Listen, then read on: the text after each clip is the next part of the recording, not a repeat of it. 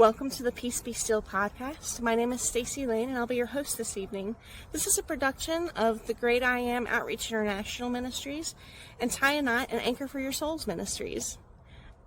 The Great I Am Outreach International was founded by Keith Williams, who's an advocate, minister, and certified counseling practitioner.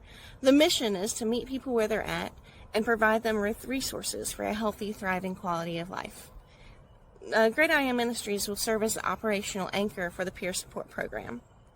Tie a Knot Ministries is the vision of Patricia Sampson, who is an advocate, humanitarian, evangelist, and certified peer support specialist. The mission is as a faith-based peer support program to improve lives by leveraging technology with evidence-based peer support specialist programs. The goal of these two organizations coming together is to address the mental health crisis and to make a difference by applying the healing power of Jesus Christ. Tonight I thought we'd talk about masks. Not that kind. Although 2020 brought them to the forefront of our minds, right? No, I'm talking about the mask, the proverbial mask that we wear to cover up our pain. You know, why do we wear masks? Who are we safe to let down our mask with? Does the church create an environment where we can let down our mask? How can we be authentic and let down our mask and yet not be hurt by the world? And how does social media play into the mask frenzy that we have right now? You know, all of these things I want to get into and more. So thank you for joining me, and let's get going.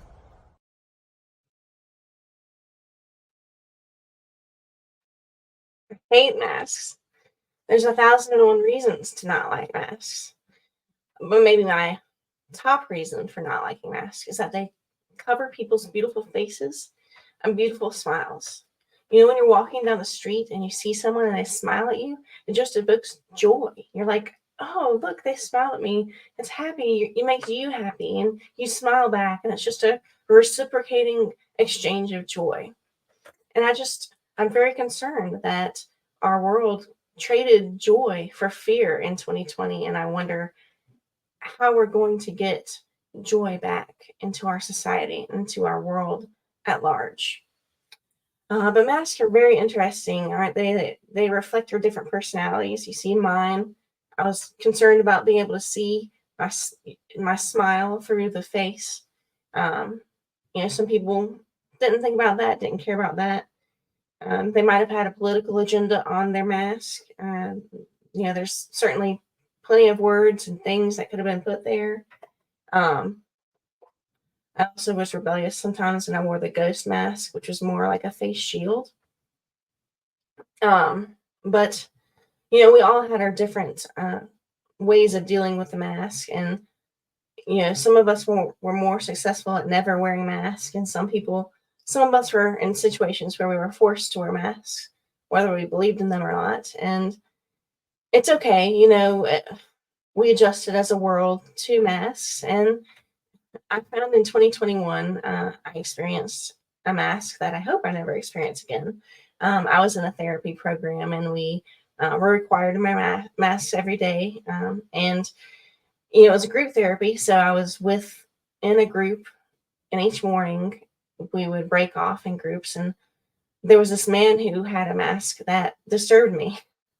I don't know if you've seen that movie, the Stephen King's It. It's a horror movie, and it's about this clown named Pennywise. And Pennywise is a bad clown. It is an evil, demonic clown from hell, and has this nasty smile. It's like all jagged, and it's so gross to look at. And that's what this man had. He had a mask that had the Pennywise smile, and it legitimately creeped me out. And I wouldn't look at him. Like, he would be talking and I'd be looking everywhere but at him. And I felt bad because I knew this was just his sense of humor. He's not like trying to freak people out. He's just laughing. Like, to him, it's funny and silly. So I wrote him a note because I was very much into note writing. And in my note, I have said, I'm sorry, I wouldn't look at you at first because your mask kind of freaked me out. And I was like, I used to be into scary things myself, and now I'm repelled by anything that's horror. And So, at first I didn't understand why people liked scary movies so much. And then I kind of came to a conclusion that sometimes real life is scarier than a scary movie, and sometimes the scary movie is the way of escape. So, on that profound note, I ended, and that ended his wearing the Pennywise mask. He had a black mask on the next day. So, I don't recommend going up to strangers and telling them, don't wear that mask. It bothers me because that could be a dangerous thing. But the truth is, we're all wearing a mask of sorts. Even if we're not stuck with this mask anymore, we've got a mask.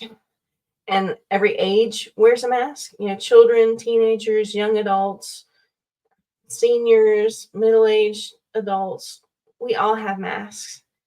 In all races, every ethnicity, we're all wearing a mask of some sorts. Every socioeconomic status, we're all wearing a mask. And why is that? Well, we want to hide. We want to hide our weaknesses, obviously. I want people to perceive me as strong and perfect at having everything together. So I am going to wear a mask. I don't want people to see my weaknesses and my shortcomings. I'm going to mask my hypocrisy. We all are hypocrites at some point, and we say one thing and yet we do another. And what we want to do is completely keep anyone else from seeing that. And we probably are trying to mask it from ourselves as well. We want to mask our sin. We want to mask our selfishness and our self-centeredness and our idolatry. We want to hide those things from people. We want to hide our evil. We don't want people to know the things that are festering in secret. And we mask over anything that we feel shame about, right? Like if there's embarrassment or fear or shame, we just hide it away. And it's because we don't want to be found out. We don't want to be exposed. We don't want to be seen for who we really are because we fear we'll be rejected. We fear we will not be enough. This started back with Adam and Eve in the Garden of Eden, right? He gave them one command to don't eat of this tree, the tree of the knowledge of good and evil. And of course, Adam and Eve did that. They ate of that tree, and as soon as they did, they knew they had made a mistake. They knew they had sinned, and they started sewing together fig leaves, like, oh, let me hide my nakedness from God. And they hid from God when he came to walk with them. And it was just the most tragic scene because you have the God of the universe who had created man to be in fellowship with him, and then man hiding from his very creator. And it's just a tragic scene. But that's what humanity looks like today. We're hiding from our creator. And he's made a way for us to have a relationship with him, and yet we're still hiding away from him, hiding our sin away. Is it wise to have masks like this? Is it ever appropriate to have a mask? Is it ever appropriate to drop your mask? And how do you know if it's safe to drop your mask? We don't even completely take off our mask with our closest earthly friends. Dane Ortland wrote this book, Gentle and Lowly, and he wrote, won't most of us admit that even with our best friends, we don't feel fully comfortable divulging everything about our lives? We like them and even love them and go on vacation with them and sing their praises to others, but we don't really, at the deepest heart level, entrust ourselves to them. Even in many of our marriages, we are friends of a sort, but we haven't gotten naked in soul the way we have in body. That's really telling that we aren't even completely willing to let go of our masks in our marriages. We're holding on for dear life because we're so scared that we're going to be exposed. We're so scared that we're going to be rejected. And we feel we can't trust anyone. And it's true, we can't trust everyone. We need a level of discernment in our lives. We need boundaries, right? We need to be able to let safe people in and keep unhealthy people out. And a person with mental illness or mental health issues, they're just not going to let people in, because there's a lot of stigma around the mental health, that you don't want people to judge you or write you off. And so you just don't let people know that side of you.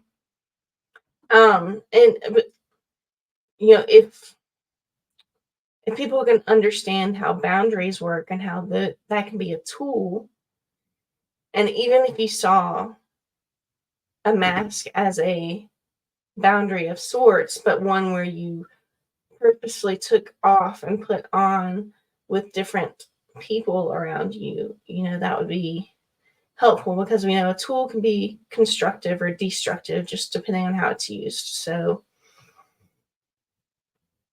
we don't want people to see our junk. We don't want people to see our sin. We don't want people to see our weakness or our pain or our guilt, because we're scared we're going to get hurt. And we have gotten hurt. Like, y'all, we have all been burned. We have all been vulnerable with someone, and then it backfired in our face, and then the pain, like, it's rough. So once you do that one time, that's enough. We're like, no, I'm not doing that again. I'm going to hold my mask up, um, and that's all of us. We all have experienced that. There's a fear of judgment. We fear being condemned, and we fear consequences. And it's just the safest place that we could take off our mask. It's supposed to be the church, right? It's supposed to be within a loving Christian community of close-knit friends that can really know you and love you well and understand you and be compassionate towards you. But the thing is, Christians don't always reflect the love of Christ well, because we're hurt. Christians haven't always experienced God's healing in every area of their life yet. And so they perpetuate the pain that they felt. And until Christ's intervening healing power comes into play, that pain is just going to be perpetuated over and over in their different relationships. So, we're in a puzzle of sorts. We don't know who to open up to. And my first admonishment to people is to know we can take off our mask with Jesus completely. Last week we saw how Jesus is the safe person to take our mask off with. When they were in the storm, the disciples were freaking out, and they brought their fear to Jesus. He heard their fear. He heard their panic in their voice. We're about to sink. Aren't you going to save us, Jesus? There was no disguising that fear. And that's what Jesus wants. Like, Jesus wants us to be honest and to be real. And like, if we're scared of something, Jesus, I'm scared. I'm scared this is going to overtake me. I'm scared that I'm going to be stolen or snatched out of your hand. I'm scared. I'm scared. I'm scared. Jesus wants us to know he's safe. He wants us to be vulnerable with him. I love how in John chapter 4, Jesus comes in and he just takes off masks on so many levels with this woman. He's sitting at this well, and the Samaritan woman comes up to get water, and Jesus says, "Can you give me a drink?" She's like, "Well, you're a Jew and I'm a Samaritan, and that's not really a taboo thing." And Jesus is like, "Well, if you knew who you were talking to, you would ask me and I could give you living water. Then you'd never even need to draw water from this well again." And she's like, "Huh?" And so then Jesus says, "Well, go get your husband." And she's like, "Well, I don't really have a husband." But then Jesus unnerves her, and he takes off a mask, and he says, "You're right. You've had 5 husbands, and the man you're with now is not your husband. You're right." He went for it. He was like, "We're going to take off masks today, lady." And he took off multiple masks there. I don't know if you caught it, but The Samaritan versus Jew mask, the ethnicity mask, he took that away. The physical needs, the fleshly needs, the natural needs versus spiritual needs, the deep needs, the living water need, he took that. And then the moral mask, he took that off. And then they're able to get to the meat of the conversation, right? The conversation was really about worship. She asked Jesus, are we supposed to worship on this mountain or in Jerusalem? Where are we supposed to go? And Jesus says, we worship in spirit and truth. It's not about a location anymore. It's about what's going on in here.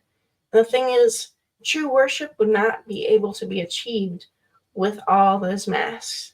Jesus had to strip all the masks off to get to the meat of worship.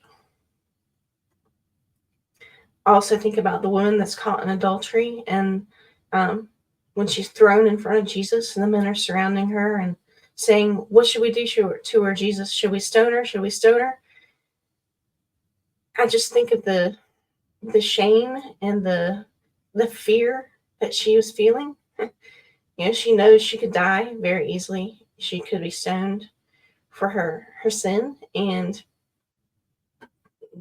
she has no mask to hide behind. She's naked. She's completely exposed. And what does Jesus do?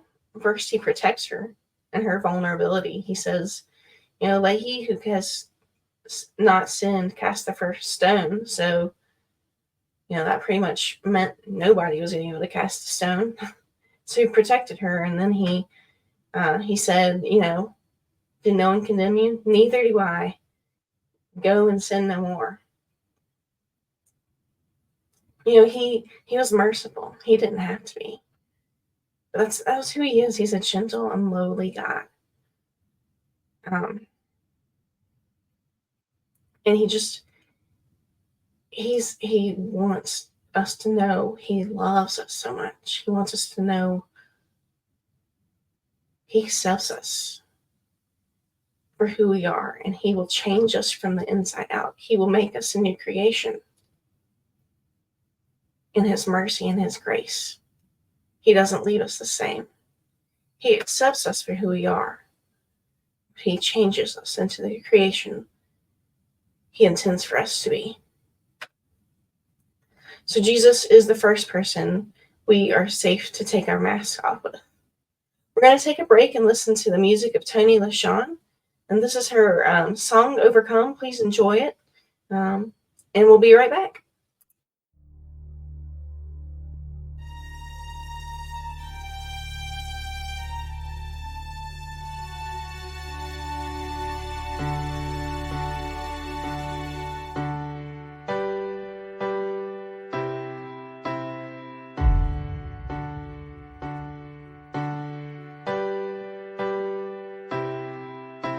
You're standing in my future, working out the perfect plan for me.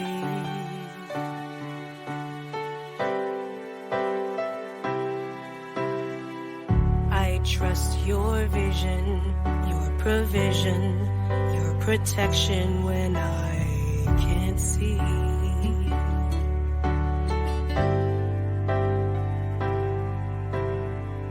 How I will make it from this test to a testimony,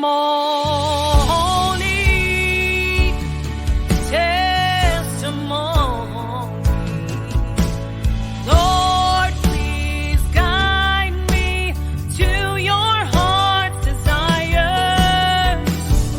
Lord, not my will, but thy will be done. Lord, I know your purpose will prevail. Draw me nearer, make my way clearer, so that I can overcome.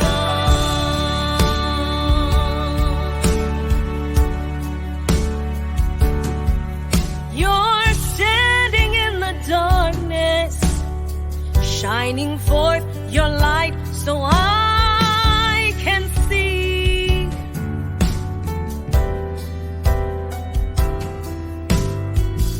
You hear my questions, you have answers.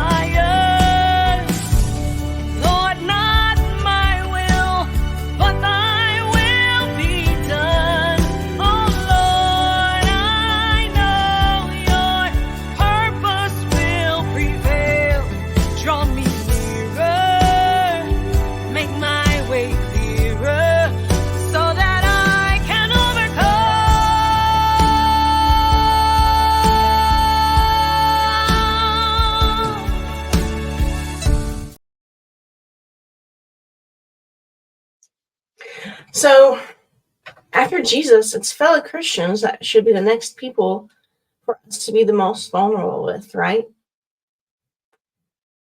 So my recommendation for anyone, if you have a mental illness, or if you don't have mental illness, but just are human and you're looking for a safe person, I would look for someone who is like Jesus, who has a gentle and lowly spirit, and who exemplifies the fruits of the Spirit in their life. The fruits of the Spirit are love, joy, peace, patience, kindness, goodness, faithfulness, gentleness, and self-control. And those are safe fruit for you, right? Those are always going to bloom in a good way. And I'm not saying that we shouldn't have non-Christian friends. Obviously, we have to have non-Christian friends if we want to share the gospel and spread the gospel. So I'm just saying that your closest, most intimate friendships are going to be with other believers, because they are the ones who are going to help you become more like Christ. So they're the ones who will be the iron that will sharpen iron for you. Um, and your non Christian friends, they're going to they'll be attracted to you and to the light that's in you.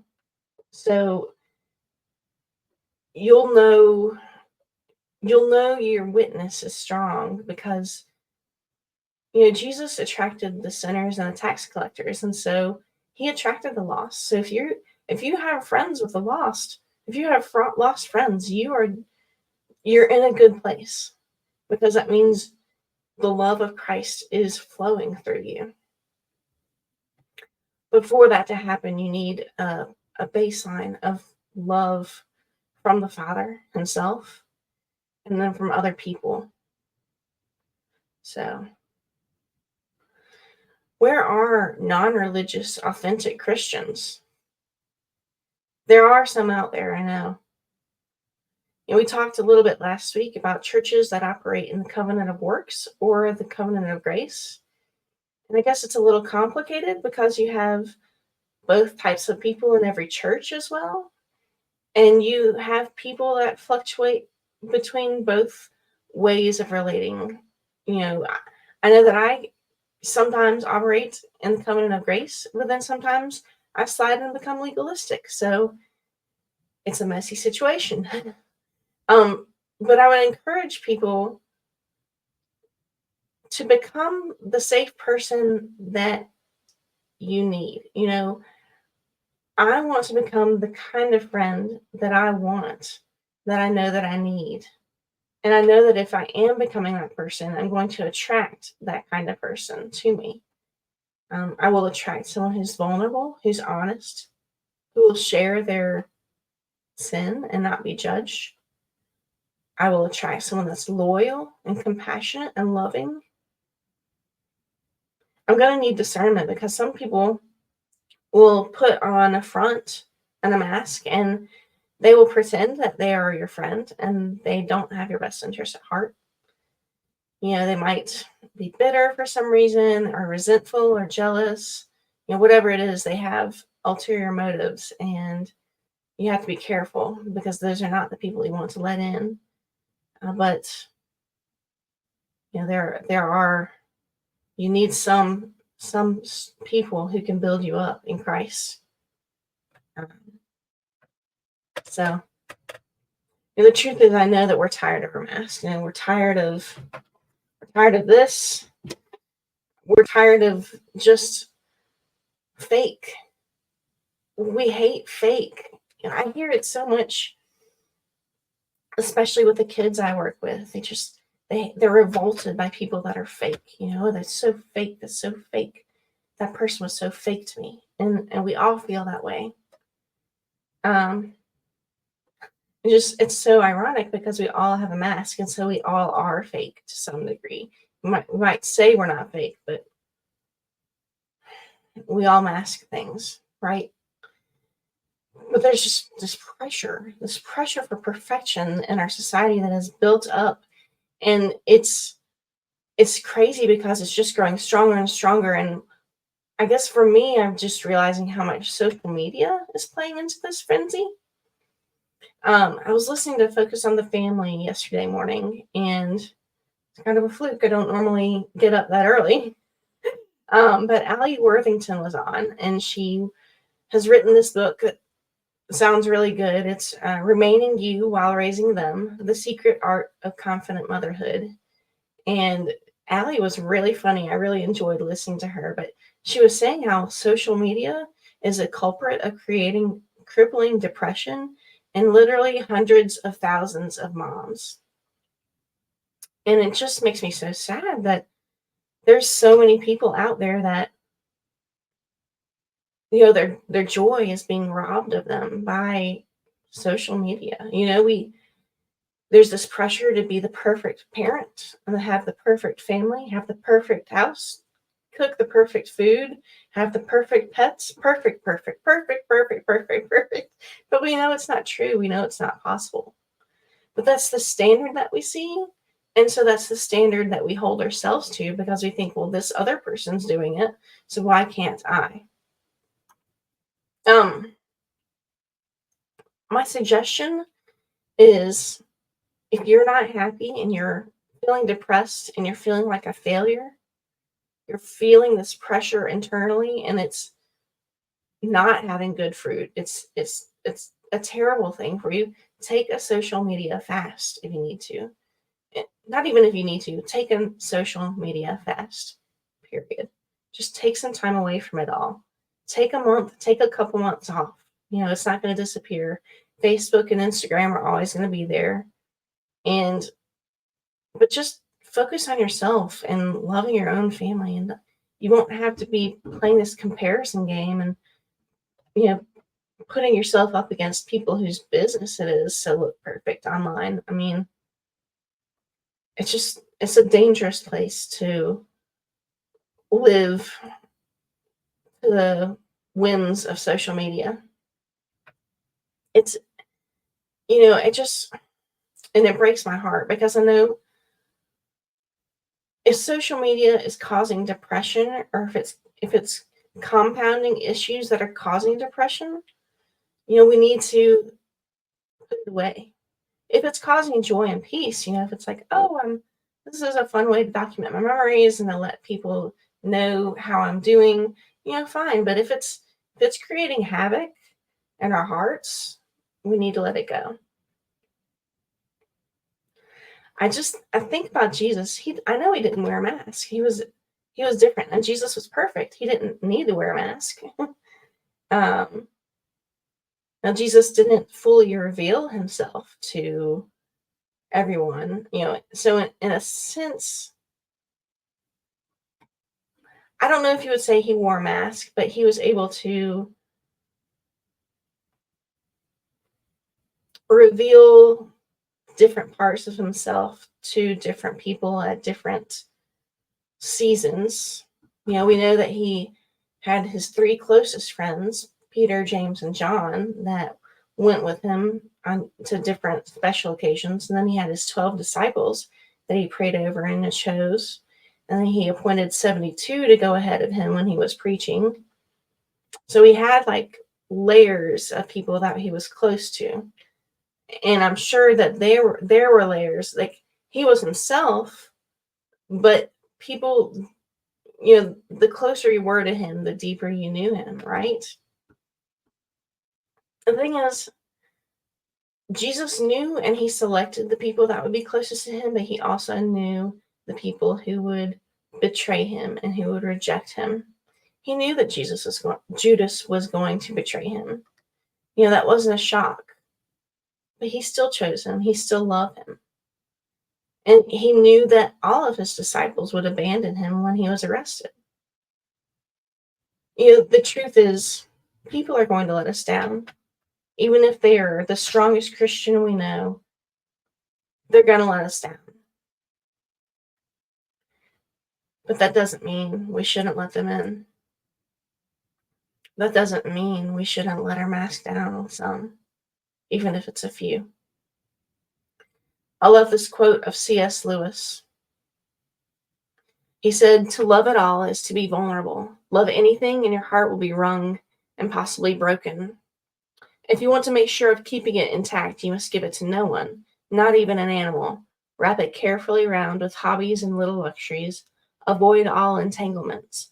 Lock it up safe in a casket or coffin of your selfishness. But in that casket, safe, dark, motionless, airless, it will change. It will not be broken.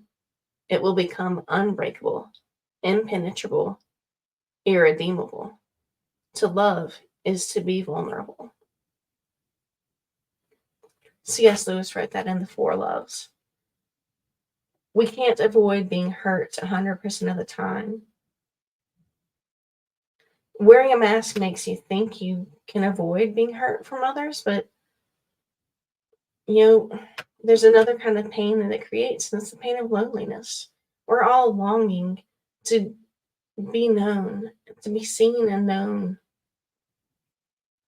And if you are always wearing a mask, you're not going to be known. You're not, because you're scared to be exposed. If you feel unseen and unknown, it probably is time to evaluate what mask you're wearing and how you can let it down and who you can let it down with. It's going to take courage to let down your mask. It's going to take courage for someone with mental illness to let down their mask. It's going to take courage for anyone to let down their mask. Last week, I said the church's response to the mental health crisis facing the U.S. and the world is one of the greatest evangelistic opportunities of our time. Christianity claims it will set people free. And I think that means mental freedom as well as spiritual freedom.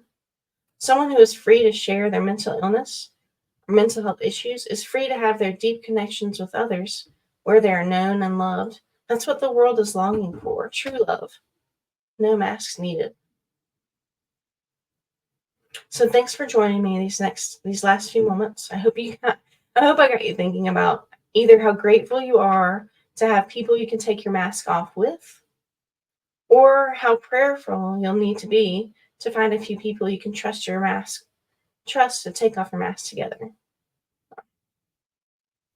Jesus' words, peace be still, are an invitation to take off your mask, let go of your fear, and place your faith in the Prince of Peace above everything else in your life. Y'all have a great week. We'll see you soon. Hi, friends. My name is Stacy Lane, and I have the privilege of hosting the new podcast, Peace Be Still with Tylant Ministries. This podcast will explore the realm of mental health needs within the church community, and I need your help. I am looking for people willing to share their lives and experiences with me. The hope, prayer, and goal is to help others in the church struggling with mental illness get the holistic care that they need. This season we will delve into the topic of masks, and I want to hear from you. If you found a safe place in your church to take off your mask, or if you have church hurt you're recovering from, if you'd be willing to share your perspective of how the church can respond to mental health needs better, I'd like to hear from you. Please fill out a short application for us to prayerfully review, and we will reach out to schedule a time to connect. Thank you, and I look forward to sharing your stories soon. We are proud to present a partnership between Great I Am Ministries, Outreach International, and Tie a Knot for faith-based peer support services. In light of a mental health crisis, these two nonprofit organizations have decided to pool their resources together to formulate a program where individuals, families, and groups can have a safe space to talk about their problems and make available professionals, peer support specialists, and mental health specialists that are dedicated to sorting their issues for resolution. Using the faith-based approach, this peer support program would use spiritual insight to address the mental health issues The program will have a physical location in Birmingham, Alabama, and a virtual location that will service clients nationwide. Both locations will serve the same purpose based on how comfortable our clients are.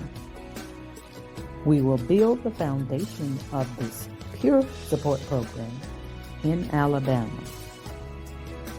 As funding and resources come into place, we will expand the program nationwide.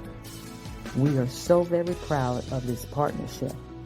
We pray that you will utilize this safe space to engage with other peers and find a resolution to the issues of life with faith-based support.